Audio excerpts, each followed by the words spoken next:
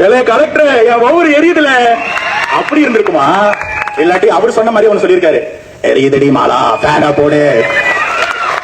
என்ன பண்ணுவீங்க? ஒண்ணும் பண்ண முடியாது. ஆனா உண்மையில யாருக்கு எரியணும் தெரியுமா? நமக்கு தான். படிச்ச பசங்க வேலைக்காக அரசாங்க உத்தியோகத்துக்காக எக்ஸாம் எழுதுறாங்க. நானும் அதே கும்பல இருந்து வந்தவன் தான். இவங்க ஒழுங்கா விட்டுருந்தா ஒரு வேலையோட போயிருப்பேன். என்ன பண்றானுங்க? பிலிம்ஸ் எக்ஸாம் வைக்கிறானுங்க. இன்னைக்கு மெயின்ஸ் நடந்திருக்கணும், குரூப் 2 குரூப் 2A. ஒரு 10 லட்சம் பேர் பிலிம்ஸ் எழுதி அதுல ஒரு 10,000 பேரை மட்டும் மெயின்ஸ் எழுத அனுமதிப்பாங்க. அந்த பசங்களுக்கு ஹால் டிக்கெட் ஒழுங்கா போடாம, ஹால் டிக்கெட் போட்ட இடத்துல அட்ரஸ் வைக்காம அந்த குழந்தைங்க எக்ஸாமுக்கு போய் நிக்கும் போது எக்ஸாம் சென்டர் இங்க இல்ல அப்படின்னாங்க. இது வரைக்கும் 2023 இதே மாதிரி ஒரு சம்பவம் நடந்துச்சு. பசங்க என்ன தெரியுமா பண்ணாங்க?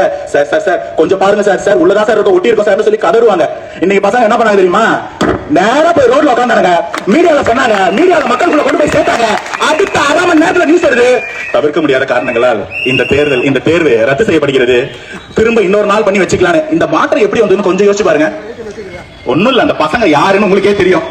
எங்களுக்குன்னு ஒரு அண்ணன் இருக்காரு, அடுத்த 3 மாசத்துல ஒரு முதல்வர் ஆகுறாரு. இன்னைக்கு இந்த தேர்தல் நடந்தது நீங்க என்ன பண்ணீங்கன்னு தெரியும். அவன் ஆணியா புடுங்க வேணா, நீங்க விட்டுட்டு போனா நாங்க வந்து எக்ஸாம் நடத்திக்கிறோம், நாங்க பாஸ் பண்ணிக்கிறோம் சொன்னாங்க. அதோட வெளிப்பாடு தான் இங்க நடந்தது. இது நீங்க அண்டர்ஸ்டிமேட் பண்ணாதீங்க, நிஜமாவே இதுதான் நடந்திருக்கும். ஒரு எக்ஸாம் கண்டக்ட் பண்றதுக்கு இவங்களுக்கு வக்கு இல்ல.